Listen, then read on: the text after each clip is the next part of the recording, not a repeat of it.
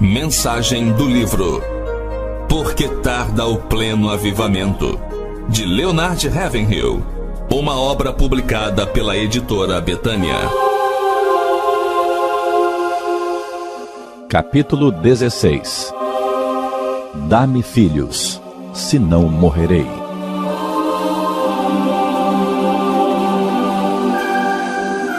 É imprescindível que tenhamos um avivamento, pois as portas do inferno estão escancaradas para esta geração depravada. Precisamos de um avivamento e dizemos que o queremos. Entretanto, apesar de os crentes superficiais de hoje quererem que os céus se abram e Deus derrame um despertamento sobre nós de forma mecânica, a verdade é que ele não mecanizou o seu relógio glorioso de poder para ajustá-lo ao maquinário religioso de hoje, que funciona a poder de relógio. Recentemente eu ouvi um pastor comentar: gostaria que tivéssemos um avivamento como o que ocorreu nas Novas Hébridas. Mas, meu irmão, o avivamento não chegou ali apenas porque eles o queriam. É verdade que os céus se abriram e uma poderosa visitação do poder de Deus abalou aquelas ilhas, mas isso se deu porque homens comuns se dedicaram ao jejum e também à oração. Além disso, colocaram-se perante o trono de Deus e esperaram em lágrimas e lutaram, batalharam. E a visitação veio porque aquele que procurou uma jovem para ser a mãe de seu filho amado encontrou ali um povo de alma pura, com visão espiritual e grande fervor. Um povo que não orava com segundas intenções. Suas petições não tinham o objetivo de resgatar da vergonha uma denominação fracassada. Não, o alvo deles era tão somente a glória de Deus. Não tinham ciúmes de outros grupos denominacionais que estivessem crescendo mais que eles. Ansiavam pelo Senhor dos Exércitos, cuja glória estava jogada na lama, cuja casa estava com os muros derribados e suas portas queimadas a fogo. Não basta ser uma igreja fundamentalista bíblica para que o Espírito Santo seja atraído para ela. Amados, existem milhares de igrejas assim na terra. Uma jovem e um jovem de 17 anos podem se achar biologicamente preparados para gerar um filho e podem até estar casados, mas isso, por si só, não justifica a geração da criança. É preciso ver se eles teriam segurança financeira para cuidar de todas as necessidades que surgissem. E será que se encontram suficientemente amadurecidos para criar o menino no caminho em que deve seguir? Se houvesse um avivamento em algumas igrejas, ele acabaria em uma semana. Sabe por quê? Pois onde estariam as mães em Israel para cuidar dos bebês em Cristo Jesus? Quantos de nossos cristãos sabem tirar uma pessoa das trevas e conduzi-las para a luz? Na condição em que algumas igrejas estão, seria desastroso confiar-lhes novos convertidos. Seria o mesmo que colocar um recém-nascido dentro de um congelador. É isso mesmo. O nascimento de uma criança é precedido de meses de esforços, em que a mãe carrega seu peso e pelo penoso trabalho de parto. O nascimento de um filho espiritual também é assim. Jesus orou por sua igreja, mas depois, para que ela nascesse, ele teve de entregar a própria vida. Também Paulo orava noite e dia com o máximo empenho pela igreja. Mas não é só isso. Ele sofreu o trabalho de parto em relação a pecadores. E Sião só deu à luz filhos quando passou pelas dores de parto. E embora hoje muitos pregadores estejam por aí clamando: importa-nos nascer de novo, quantos deles poderiam dizer o mesmo que Paulo? Porque ainda que tivesses milhares de preceptores em Cristo, não terias contudo muitos pais, pois eu, pelo Evangelho, vos gerei em Cristo Jesus.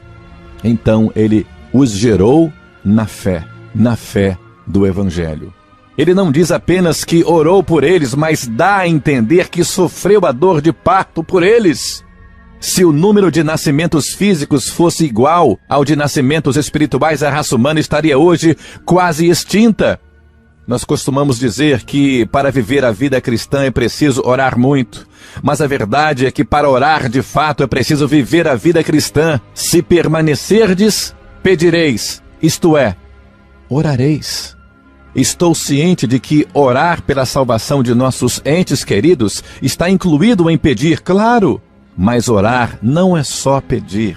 Certamente orar é nos colocar em posição de submissão ao Espírito Santo, para que ele possa operar em nós e por nosso intermédio. Lemos no 1º capítulo de Gênesis que todos os seres vivos geravam outros segundo a sua espécie, e na regeneração também aquele que é nascido de novo deve gerar outros, filhos espirituais. Nós, os evangelistas, acabamos ficando com méritos que não são nossos. Sei de uma senhora crente na Irlanda que está sempre orando por este pobre pregador. E muitos outros estão sempre me dizendo: tenho intercedido a Deus pelo irmão todos os dias. Foram eles que geraram muitos dos salvos, que são creditados à minha pessoa. Na verdade, em muitos casos, eu apenas atuo como uma espécie de parteiro.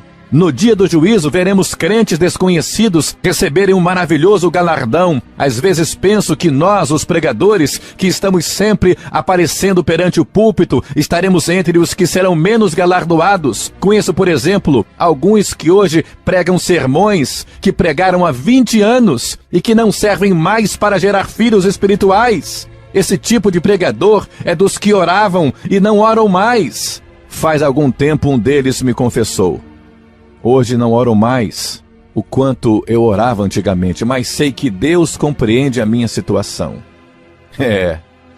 Ele compreende sim, mas não nos justifica, pois se não orarmos é porque estamos por demais atarefados, mais do que Ele quer que estejamos.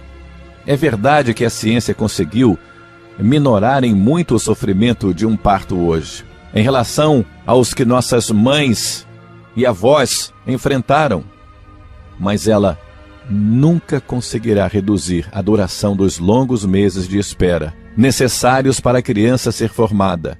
E assim também nós, os pregadores, tentamos criar métodos mais fáceis para levar os perdidos à conversão e os crentes a uma experiência com o Espírito Santo. Basta que o pecador levante a mão no lugar onde está e imediatamente está salvo. Dessa forma, eliminamos a contrição perante o altar de Deus. E depois, para que uma pessoa seja cheia do Espírito Santo, dizemos: fique de pé no seu lugar e o evangelista irá orar por você, e assim será cheio do Espírito Santo. Que vergonha! Meu irmão que me ouve, para que ocorra o milagre, para que haja um verdadeiro avivamento e uma alma seja regenerada, é preciso trabalho de parto. Assim como na gravidez a criança em desenvolvimento causa perturbações no corpo da mãe, assim também o corpo do avivamento que cresce na igreja causa perturbações nela. A mulher que aguarda o nascimento de um filho se cansa mais à medida que o dia se aproxima e muitas vezes passa noites em claro e derrama lágrimas. Assim também, muitas vezes, os intercessores sentem o peso das iniquidades da nação e derramam a alma perante Deus em fervor dela em altas horas da noite. Há casos em que a mulher grávida perde a vontade de se alimentar ou é obrigada a abster-se de certos alimentos em benefício da vida que carrega no ventre. Assim também os cristãos, que se sentem envergonhados com a esterilidade da igreja, fazem jejuns e são levados por um grande amor aos perdidos a permanecer em silenciosa intercessão perante o Senhor. Da mesma forma como as mulheres até certo tempo atrás procuravam evitar aparecer em público quando se aproximava a hora do parto, também aqueles que sofrem a dor de parto pelos perdidos procuram o recolhimento para buscar a face do Deus vivo. A Bíblia diz claramente que Jacó amava a Raquel mais do que a Lia. Contudo, Lia gozava mais da alegria de ser mulher, pois tinha filhos. Jacó havia trabalhado 14 anos por causa de Raquel, mas toda essa sua devoção não servia de consolo para ela, pois ela era estéril. Obviamente, Jacó deve ter demonstrado seu amor por ela, dando-lhe joias, como era o costume da época, mas as coisas que o dinheiro compra não lhe serviam de consolo. E embora Raquel fosse uma mulher bonita, nem sua beleza, nem o fato de que outros a admiravam compensava a ausência de filhos, e ainda por cima havia sempre o doloroso quadro ante os seus olhos. Lia com seus 4 garotos a roda de sua saia, enquanto ela era estéril. Era alvo da zombaria de todos. Eu posso imaginar essa mulher com os olhos vermelhos de chorar, mais brilhantes até que os da própria Lia, talvez com os cabelos desgrenhados, a voz rouca de pranto, procurando Jacó, frustrada por causa de sua esterilidade, sentindo-se humilhada e desrespeitada com a sua condição e gritando-lhe: dá-me filhos, senão eu vou morrer. Gênesis 30, versículo 1. Esse apelo deve ter-lhe penetrado o coração como uma espada. Aplicando isso ao plano espiritual, podemos dizer que não se tratava de uma oração de rotina, era um apelo de uma pessoa dominada pela vergonha e pela dor e muito quebrantada por sua esterilidade.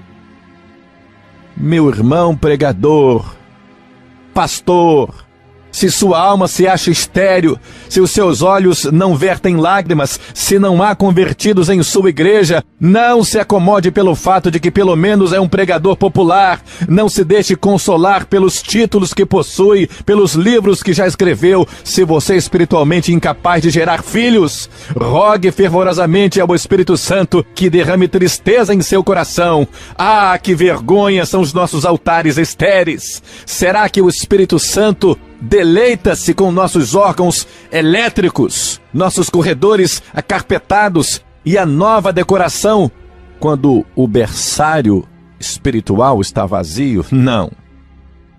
Ah, que o silêncio mortal de nosso santuário seja quebrado com o bendito choro dos recém-nascidos espirituais.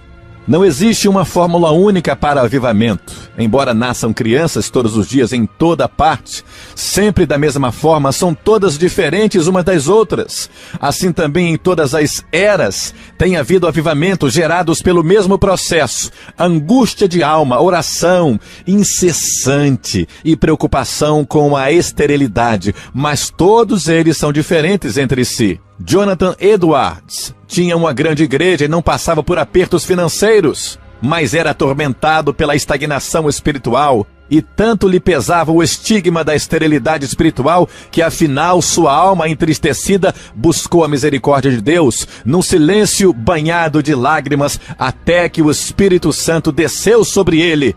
E hoje, tanto a igreja como o mundo sabem que resposta se obtém através da intercessão de um santo que se coloca nas mãos do santo Deus. Os votos que fez, as lágrimas que derramou, os gemidos que deu estão registrados nas crônicas dos feitos de Deus. Edwards, Zinzendorf, Wesley e outros eram irmãos espirituais, pois assim como existe uma irmandade terrena, existe também a espiritual. Esses homens desprezavam as honrarias humanas e ansiavam apenas pela apreciação do Espírito Santo de Deus. A história política e militar dos povos gira em torno de indivíduos. Ela contém um sem número de nomes daqueles que chegaram ao poder e fizeram o mundo tremer. Pensemos no gênio maligno de Hitler, por exemplo. Quantos reis ele derrubou? Quantos governos depôs? Quantos milhões de pessoas mandou para o túmulo? Ele foi, para a nossa época, um flagelo pior do que as 10 pragas do Egito. Ele queria fazer uma coisa e fez. A Bíblia diz que nos últimos dias os ímpios irão praticar impiedade, mas o povo que conhece ao seu Deus se tornará forte e ativo. Quem se tornará forte e ativo não são aqueles que cantam hinos sobre Deus, nem que escrevem a respeito dele, mas os que conhecem o seu Deus. Falar sobre alimentos não enche o estômago de ninguém. Conversar a respeito de conhecimentos não deixa ninguém mais sábio, e falar sobre Deus também não significa possuir o poder do Espírito Santo de Deus. Devemos meditar bem no fato de que sempre que há um avivamento é porque um setor da igreja se purificou e se inclinou e se prostrou diante de Deus em intercessão e súplica em favor de uma geração perdida com falsas religiões e enferma com os milhões que parecem que se dispôs a esperar em Deus. Esperou dias, semanas e até meses, até que afinal o Espírito operou no seu meio e o céu se abriu para derramar as bênçãos do verdadeiro avivamento. Foram as mulheres estéreis da Bíblia que geraram os homens mais nobres das Escrituras. Lembremos, Sara, que foi estéril até a idade de 90 anos, gerou Isaque. Raquel, em resposta ao seu clamor, dá-me filhos, senão morrerei, gerou José, que foi o libertador da nação. A esposa de Manoá gerou a Sansão, outro libertador.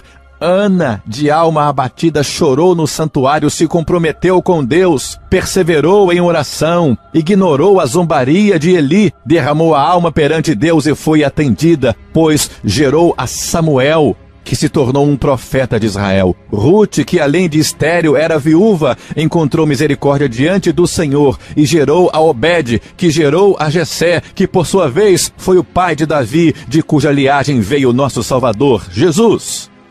Isabel, Novo Testamento, que era já bastante idosa, gerou a João Batista, a respeito de quem Jesus afirmou que não havia profeta maior que ele dentre os nascidos de mulher. Se essas mulheres não tivessem se sentido humilhadas pelo fato de não terem filhos, que homens valorosos a nação teria perdido. Assim como uma criança ao nascer salta para a vida, assim também acontece com o avivamento.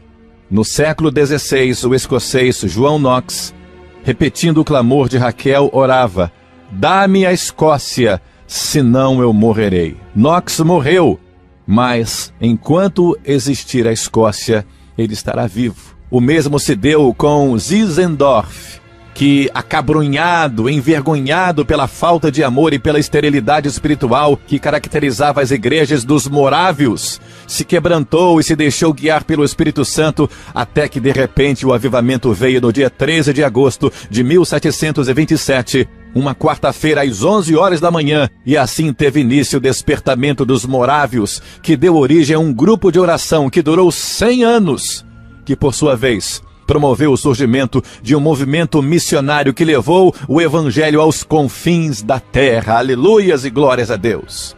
A igreja de nossos dias devia estar mais empenhada em evangelismo que gere filhos espirituais, mas na realidade está mais envolvida em programas estéreis. É verdade que as técnicas de parto se modificaram bastante com o avanço da ciência, mas como já dissemos, e vamos repetir, a ciência, esse Deus dos médicos, não pode reduzir o tempo de gestação. 1000 vezes não, irmãos. Nós estamos perdendo a batalha, é no fator tempo. O pregador e a igreja estão ocupados demais para orar, estão mais atarefados do que Deus gostaria que estivessem. Se dermos nosso tempo para Deus, Ele nos confiará vidas eternas. Se resolvermos reconhecer nossa impotência espiritual, Ele fará sobressair nosso direito como o sol ao meio-dia. A igreja hoje tem uma multidão de conselheiros, mas onde estão os intercessores?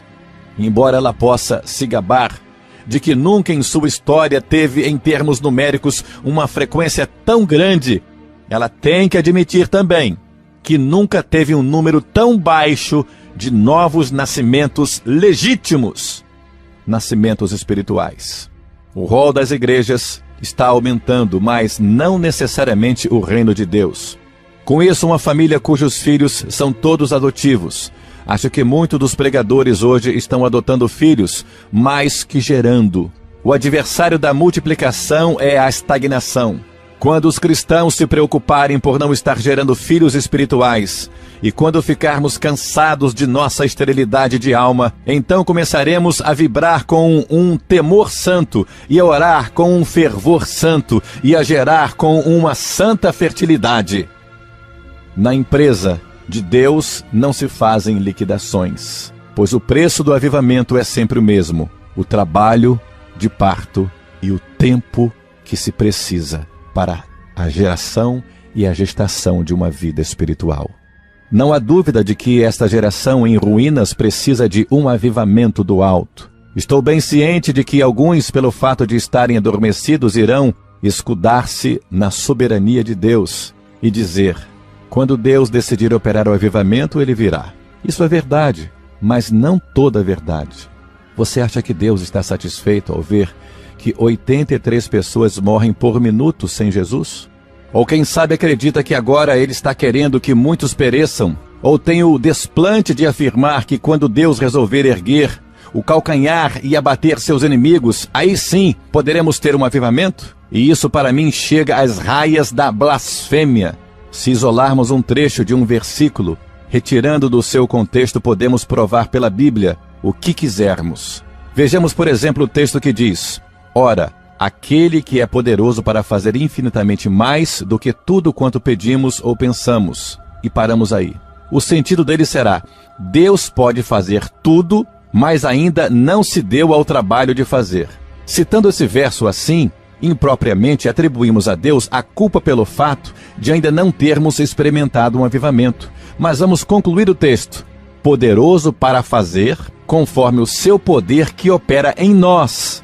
Agora o sentido é o de que o canal para o recebimento da bênção está bloqueado. Deus não pode abençoar esta geração porque a igreja não tem poder. Então, se não temos um avivamento, a culpa não é de Deus, é nossa. Finney afirma: o avivamento está contido em Deus. Portanto, podemos gozar de um despertamento espiritual conforme o seu poder que opera em nós, pois receberemos poder ao descer sobre nós o Espírito Santo. E não se trata de poder para realizar milagres, pois os discípulos já os realizavam antes mesmo do Pentecostes. E também expulsavam demônios. Também não é poder para organizar, nem para pregar, nem para traduzir a Bíblia, nem para conquistar novas terras para o Senhor. Tudo isso é válido, mas será que temos o poder do Espírito Santo, poder para restringir a força do diabo, para destruir fortalezas e obter o cumprimento das promessas? O que o inferno mais teme, senão uma igreja ungida por Deus, dinamizada pela oração? Irmãos amados, vamos deixar de lado as questões supérfluas. Esqueçamos as diferenças denominacionais. Vamos nos consagrar inteiramente à oração e ao ministério da palavra, pois a fé vem pela pregação. Envergonhemo-nos da impotência da igreja. Sintamos profunda tristeza pelo monopólio que o diabo exerce sobre os perdidos e então clamaremos com o espírito angustiado e com profundo sentimento: dá-me filhos espirituais, senão morrerei.